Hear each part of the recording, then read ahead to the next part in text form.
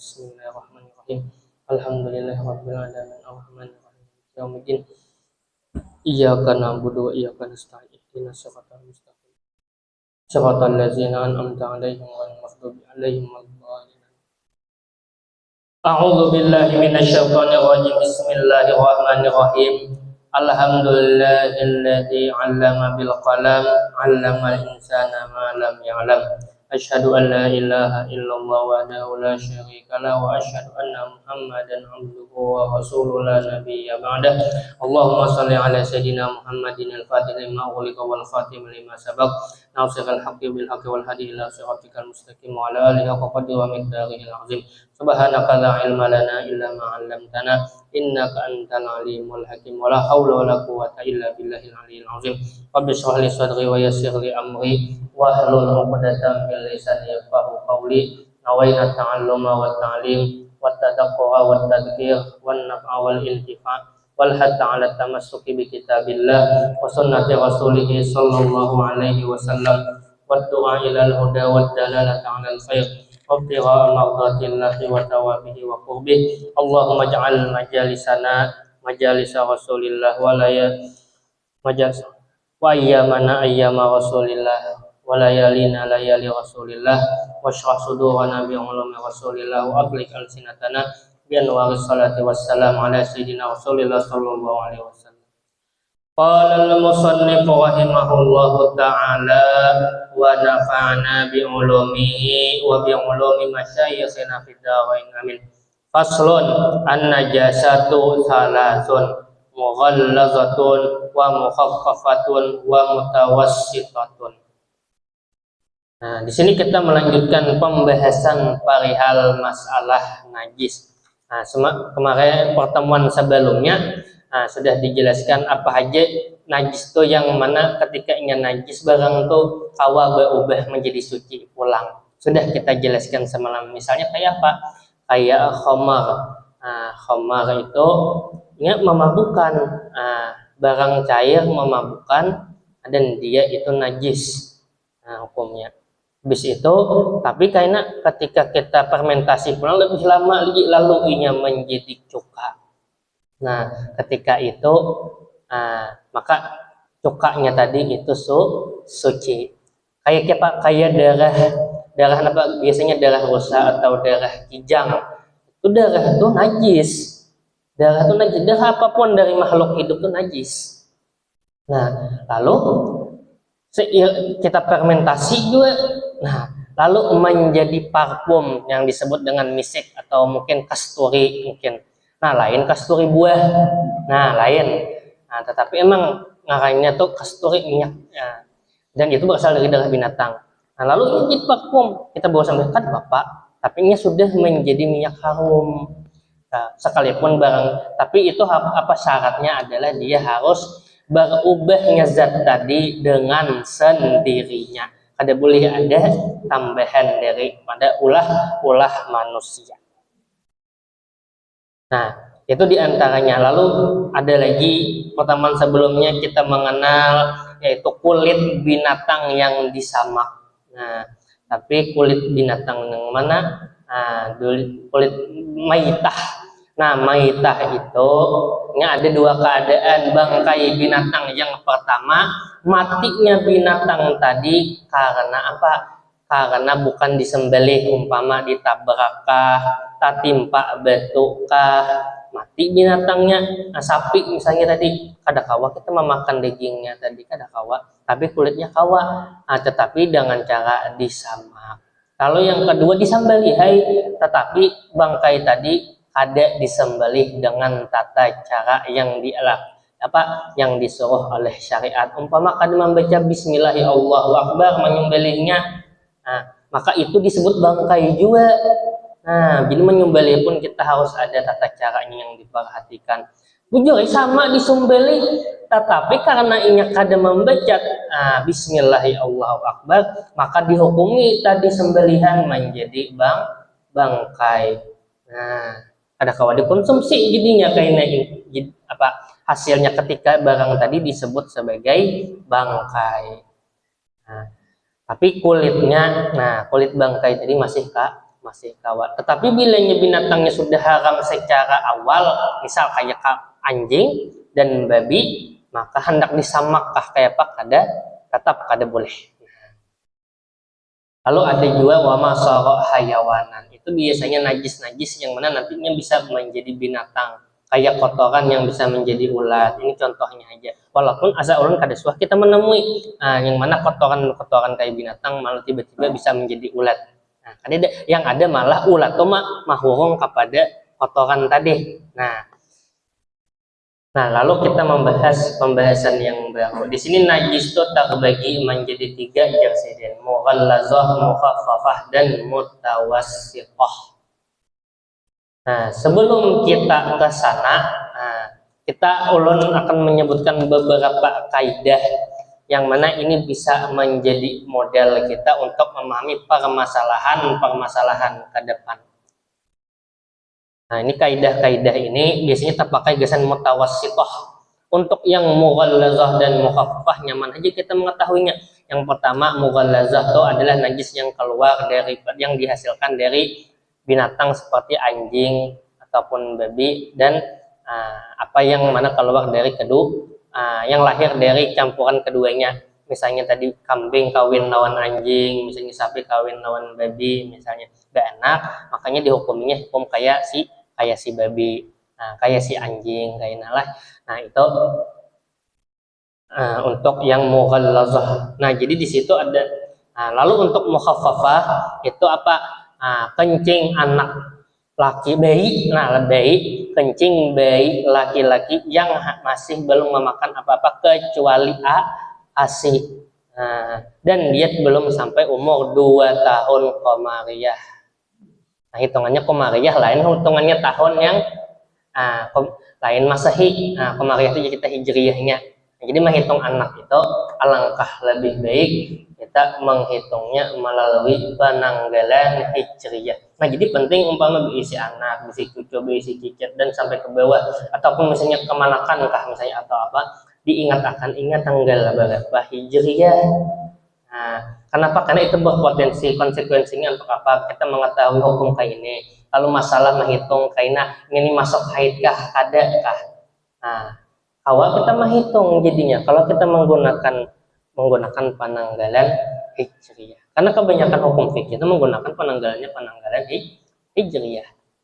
Nah, bilanya bayi laki-laki ini pangja minum susu formula aja, pulang nih. Berarti masih dihukumi najisnya ini najis mukhaffafah yang ringan. Nah, jadi di sini selama anak itu makan bukan susu ASI, makan apapun yang lain ala sabilit taghaddi, makanannya itu menjadi pemenuhan gizinya. Nah, kayak susu formula nih kita lihat betetarusan lah inya meminum, kemungkinan betetarusan. Nah, dan bahkan bisa menjadi pengganti ASI. Maka dari itu anak laki-laki, baik laki-laki yang mana ia sudah mengonsumsi susu formula dan terus-terusan ingin mengonsumsi, sekalipun ingin masih umurnya 1 bulan, 2 bulan, 3 bulan, maka najisnya pun sudah berubah dari mukhaffafah menjadi mutawassithah. Nah, maka konsekuensi hukumnya apa? Membersihinya cukup dipercikan. Nah, cukup lagi dipercikan, harus diguyur lawan air. Nah, itu konsekuensi hukumnya. Lalu pulang ada orang betah. Bila orang betahnik, itu lain susu ASI ya kalau lain susu ASI yang kurma diandak kamu untung baik ke langit-langitnya ya. Maka kayak apa? Apakah itu akan mengubah pulang? Nah, kalau untuk masalah teknik itu kada mengubah. Kenapa? Karena ini paling sekali aja melakukannya. Nah, sekali kadang ini susu formula yang betetarusan, dan itu untuk pemenuhan gizi si anak. Kalau kita teknik itu biasanya yang pertama untuk tabarukan. Nah, umpama supaya misalnya supaya perkataan si anak ini manis. Nah, sudah tabaruk aja sekali kan cukup baik. Nah, berbeda dengan susu formula tadi. Nah, jadi kok masih tidak mengubah hukum daripada kencingnya, BAB-nya misalnya dari si bayi laki-laki itu masih tetap jadi mukhaffafahnya ketika masalah teknik aja. Nah, itu. Lalu untuk mutawassithah itu jasidin apa sabertaan najis kecuali yang disebutkan sebelumnya itu ay. Nah cuman kebanyakan kita perlu ada kaidah di situ untuk menjelaskan mutawassithah nih. Nah jadi kaidahnya ada beberapa di sini, ada 1 2 3 4 5 6 7 kurang lebih. Kaidah yang pertama, segala makhluk hidup yang hidup. Nah, itu inya suci. Jadi sabertaan binatang nih, nah, kita pun termasuk makhluk hidup manusia. Sabertaan tuh suci, kucing suci yang hidupnya nih, yang hidupnya kucing suci misalnya, burung pipit suci, ular suci, ketikanya hidup. Nah, yang mana najis tetap, tapi nya hidup masih apa? Kecuali nah di sini anjing, babi dan keturunan-keturunan yang berasal dari genetik mereka. Maka hukumnya najis sekalipun ini makhluk hidup yang hidup belum mati. Najis. Nah jadi kayak itu kita. Berarti perkataan suci di sini. Nah kecuali anjing, babi dan apa anak-anak keturunannya. Nah sudah. Ini kaidah pertama yang perlu kita pahami. Suci di sini berbeda dengan suci di dalam masalah wudhu lah. Nah bedakan.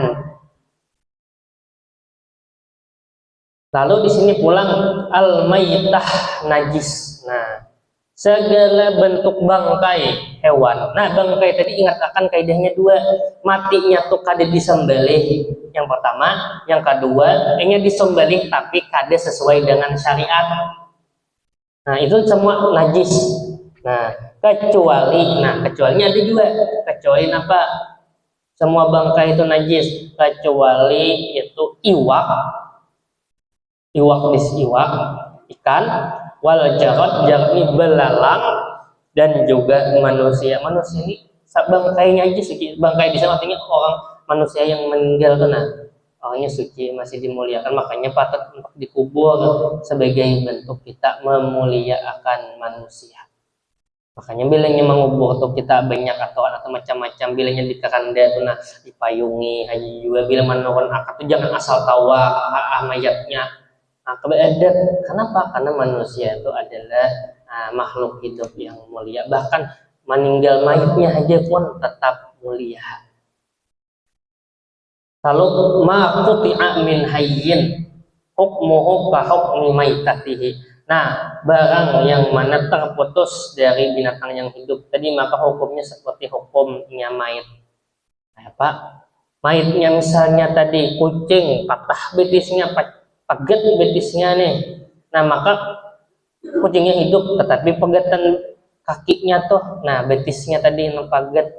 Nah itu hukumnya kayak hukum maitahnya. Berarti hukum maitah dari kucing itu apa? Najis. Berarti hukumnya najis. Nah kayak itu. Tapi misalnya kayak yang panggalnya ini misalnya kayak manusia, misalnya berarti manusia itu ada jarinya nih putus misalnya, tapi kan maitahnya manusia ini kan tahir nih, suci. Nah lalu kenapa? Berarti suci juga yang terputus nih. Dalam artian suci itu kada najis lah. Nah maksud di sini sucinya lain kayak suci dari hadas dan najis. Nah lain itu masalah wudhu dan salah dalam ibadah. Nah lalu pulang ada al-ghausu wal baulu. Nah al-ghausu itu kita kotoran dan kencing. Semua kotoran dan kencing itu semuanya najis sekalipun berasal dari binatang yang boleh kita makan. Nah jadi kencing apa? Kencing bertahan kencing kada boleh, najis gitu, najis. Nah tahi misalnya najis juga sekalipun dari binatang yang kau dimakan tinggi. Apa contohnya? Sapi, kambing, bahkan unta.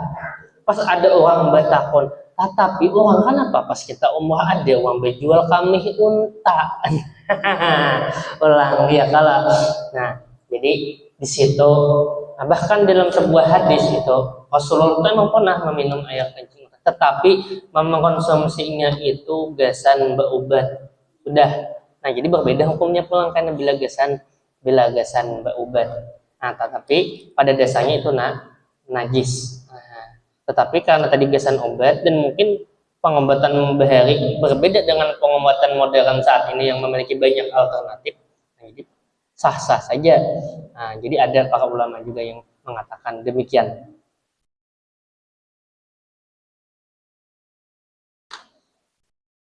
Lalu al-laban pulang. Nah, susu dari, nah lalu pulang ini susu dari binatang yang boleh kita makan itu hukumnya suci. Kayak apa? Susu kambing, susu sapi. Nah, itu boleh, hukumnya tahir, suci. Maksudnya suci itu umpama kita misalnya minum susu tabeli tumpah ke baju kita, suci kan ada apa-apa. Mau seandainya najis berarti benajisan pakaian kita, nah kayak itu konsekuensinya. Nah, boleh.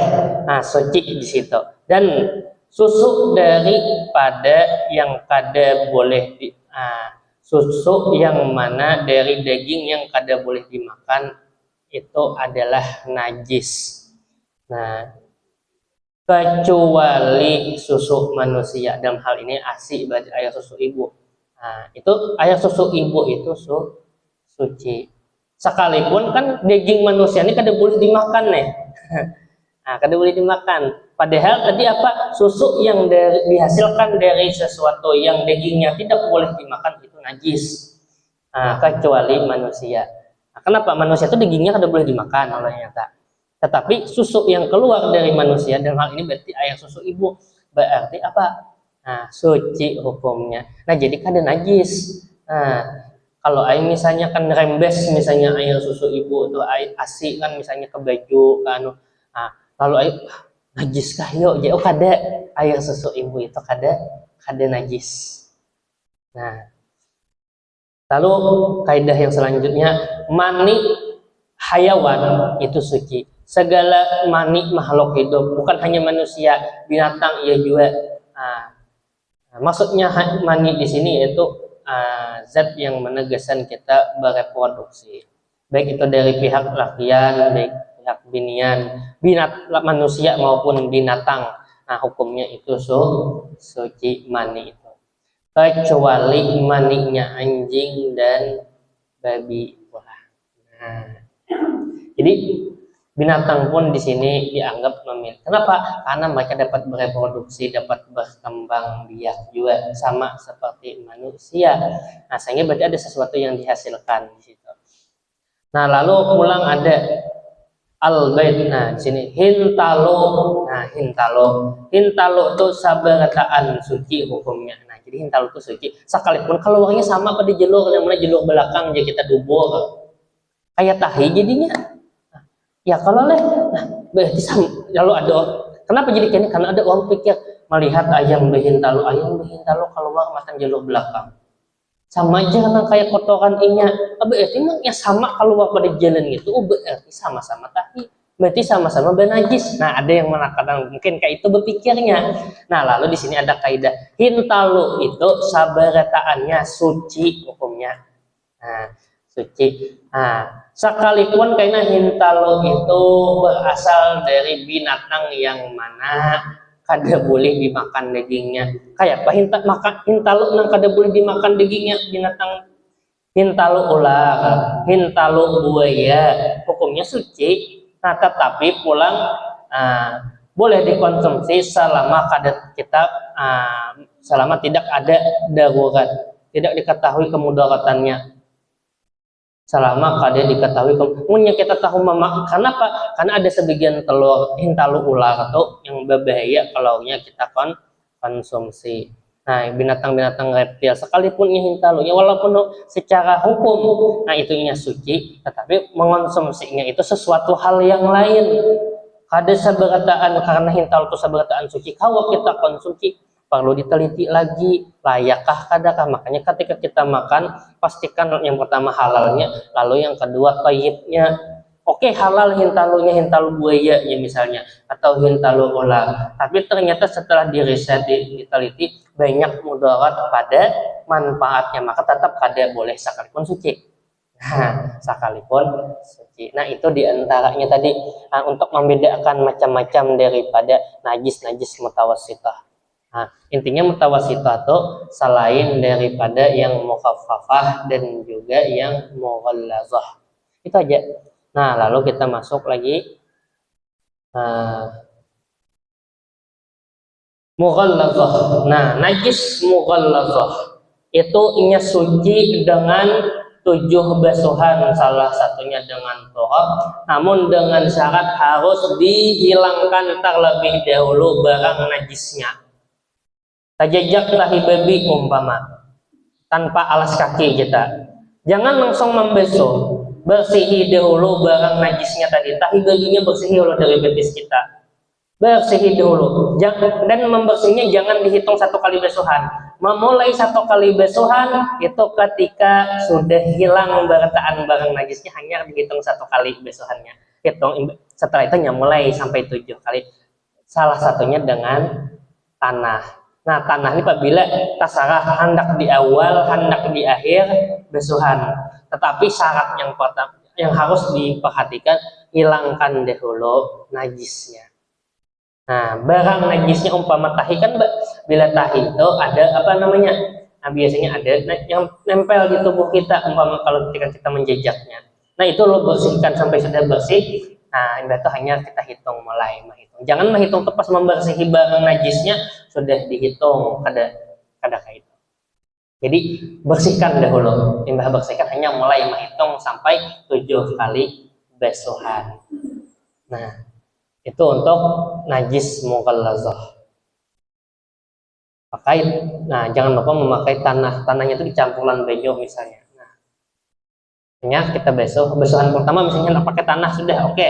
Basuhan pertama. Berarti basuhan kedua, ketiga, keempat, kelima, keenam, dan ketujuh itu pakai bayung biasa aja lagi. Nah, boleh. Atau hendak di akhir misalnya menggunakan tanah tadi, boleh juga. Yang penting harus disertakan dengan tanah tadi. Wal mukhaffafah. Nah, lalu mukhaffafah itu artinya bersih. Nah, suci itu dengan memercikkan air. Dengan disertai apa? Prasangka kita tuh, oh suci air sudah, dan emang najisnya kadeda lagi. Ainul najasahnya tuh barang najisnya tuh kadeda lagi. Nah, jadi suci sudah. Tapi apabila sangkaan kita masih belum, kayaknya masih belum suci imunnya, masih memercikan aja, maka tetap harus dibasuh. Nah, lawan izalatul ainiha, dan lawan harus dihilangkan dahulu barang najisnya. Umpama tahi, buang hulu tahinya, umpama kami buang hulu kambingnya misalnya, hanya dipercikan. Nah, tetapi emang paling bagus pun tetap kita membasuhnya, diguyur pakai banyu.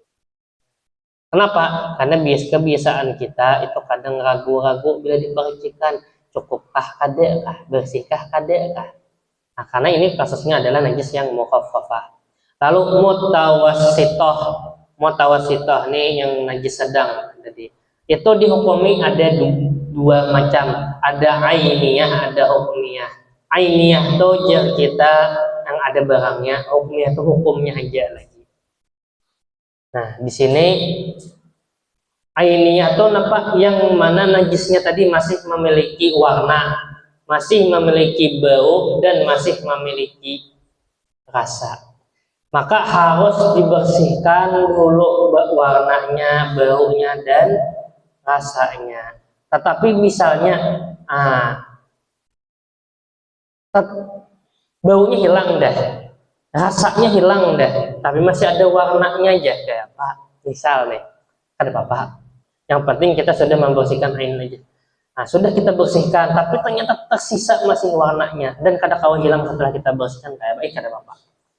Kadang pulang kita umpama mencebok tangan kita ini habis buang air besar. Nah, habis berhira misalnya kita bersih, pakai sabun kita tuntung dah, bersih dah nih, bersih dah. Kita cium, ternyata masih berbau. Lalu kita bersih, kita ini kita pakai sabun, dan ternyata masih berbau. Kada apa-apa. Kenapa? Nah, karena itu kadang ini itu sifatnya tuh masih menetap secara sementara, kayak bau dan warna, berbeda dengan rasa. Nah, jadi kalau memang warnanya kadeda lagi, misalnya rihnya kadeda lagi, baunya ada, tapi rasanya ada. Nah, rasa itu menunjukkan najis itu masih ada, masih berbentuknya. rasa tadi. Nah, jadi yang di antara tiga sifat tadi, warna, bau, dan rasa, yang paling kuat itu adalah rasa. Nah, selama rasa tadi sudah hilang, misalnya tertinggalnya warna atau bau aja itu kada apa-apa. Tapi kalau kita ketiganya, usahakan dahulu ketiganya hilang. Nah, lalu ada najis hukmiyah. Najis hukmiyah ini nang kayak apa? Nya tuh najis mutawasitah. Yang misalnya tuh kayak model kita tuh karing deh. Kasabida motor di kambing kucing. Nah, lalu ternyata kambing kucing itu sudah karing. Tapi kita tahu itu ada bekas kambing kucing. Kenapa? Karena ada kayak tetesan benyo. Tahu kita nih, nangka itu kayak bersihnya cukup diguyur dengan benyo. Kenapa? Karena statusnya hukmiyah. Barangnya kadeda lagi. Nah, benyo kambingnya kadeda lagi. Mungkin biasanya bau kambingnya kadeda lagi. Nah, warna benyo kambingnya gin kadeda lagi. Nah, cukup disimbol lawan benyo. Cuman bila ada barang kambingnya, kita bersihin dahulu barang kambingnya tadi, misalnya ada kambing kucingnya tadi. Nah, jadi di sini hukumnya itu berbeda dengan ainiyah. Ainiyah itu kita barangnya masih ada dan kalau kita hilangkan. Kalau hukumnya itu bakasnya aja lagi, barangnya ada lagi. Nah, berbeda. Nah, kalau ada barangnya, kita hilangkan dahulu barangnya, kita bersihin. Umbilanya hukumnya nih, barangnya itu kan sudah kadeda lagi, hanya dihukumi aja di situ bakas. Nah, maka cukup diguyur lawan benyo. Nah, ini perbedaannya. Nah, lalu untuk pembahasan selanjutnya yaitu masalah haid. Nah, wallahu a'lam bishawab. Mudah-mudahan yang sedikit ada manfaatnya. Semoga Allah Subhanahu wa taala menganugerahkan kepada kita ilmu yang bermanfaat. Semoga Allah Subhanahu wa taala mengabulkan segala hajat kita di dunia dan di akhirat. Allah mudahkan segala urusan kita. Allah kaunkan kepada kita rezeki yang halal baik lagi berkah, dan Allah kaunkan kepada kita kesehatan, keafiatan agar dapat berbuat taat dan menjauhi dari segala kemaksiatan, dan Allah berikan keberkahan pada diri kita, pada keluarga kita, pada orang tua kita, pada guru-guru kita, dan kepada negeri kita yaitu negeri Indonesia dan segala negeri kaum muslimin dan muslimat. Ala hadhihi al-Fatihah. Alhamdulillah.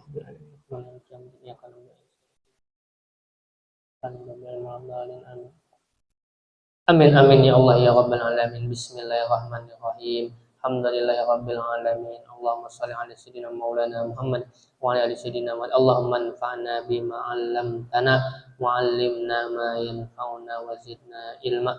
Allahumma inna nas'aluka ilman nafi'a wa 'amalan mutaqabbala wa rizqan wasi'an halalan tayyiban mubarakan fi. Sallallahu alaihi sayyidina maulana Muhammad wa ala alihi wasallam. Subhana rabbika rabbil izzati amma yasifun wa salamun alal mursalin walhamdulillahi rabbil alamin.